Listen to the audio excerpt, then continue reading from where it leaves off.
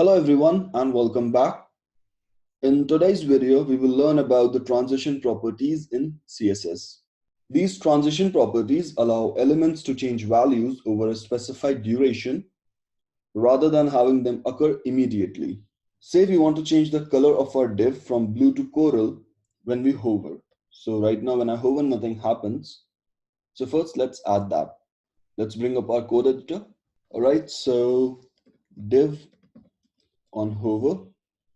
Let's change the background color to light coral. Let's save it. And now when I hover on the element, the color changes to coral instantaneously. Say we want this color to change from blue to coral in 1 second. This could be achieved using the transition properties. So let's give it a try. First, we have to define for which property are we controlling the transition. So for that, we have a property, transition property. So we want to change the background color. So that's why we'll have to give background color over here. All right. Then we need to define the duration of the transition. So transition duration. So let's say 1 second. You can also give the value in milliseconds. So either you can write it as 1 second or 1000 milliseconds. Let's save it. And now when I hover, slowly it turns to light coral and it turns back to blue. You see this difference? Let's increase this time. Let's say 3 seconds. And now when I hover on it, it slowly goes to coral. And when I remove the pointer, it comes back to blue. We can also control the animation speed. So say if we want to start the animation fast and end it slowly, or say we want to start it slowly and end it fast. For that, we have another property called transition timing function. So let's add that. So transition timing function. So this can accept multiple values, say ease in. So what ease in does is it starts slowly and ends fast. It accepts another value, ease out. So what this does is it starts fast and ends slowly. I'm sure you won't be able to notice the difference right now. So let's add another div. Let's say div2. Let's save it. Let's give this div2 an ID. Let's say div2. So coming back here. And for div2, let's give it a different background color. Say bisque. Let's save it. And this is an ID, so hash. Let's save it. And now as you can see, we've got two different divs with different color. Okay. So for the first one, let's keep this timing function as ease out. For the second one, let's keep it as ease in. Let's save it. So when I save it, you just try to notice this difference. So for the first one, we see the blue color very quickly and then it slows down. But for the second div, it starts slowly, but it ends faster. So that's the difference between ease in and ease out.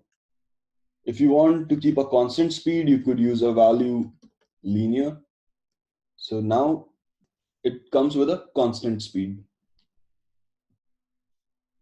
There's a shorthand property for this transition properties. It's called transition. So let's try that. Let's comment these first. Let's say transition. So whenever we work with shorthand properties, sequence becomes very important. So the first one is transition property. So in our case, it was background color, then space, then it accepts the duration. So in our case, it was 3 seconds.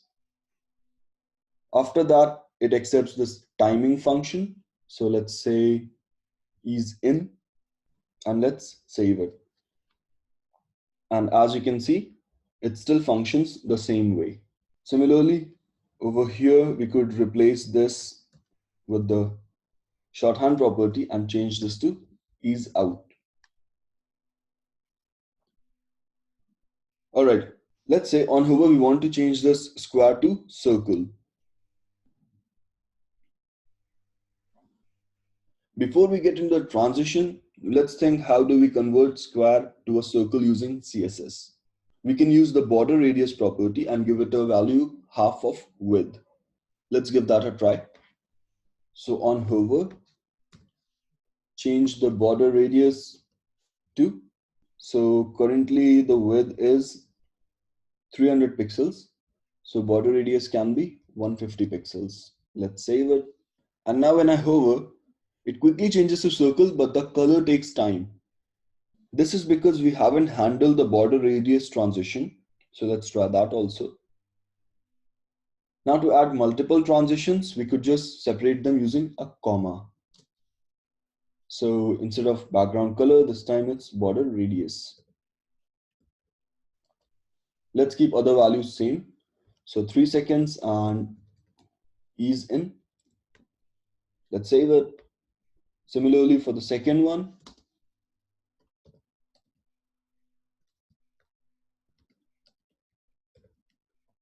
border radius, 3 seconds and ease out. Let's save it.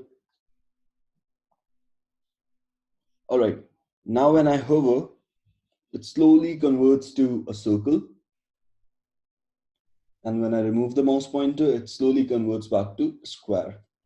Similarly for this one, it slowly converts to circle. And when I remove it, it turns back to square.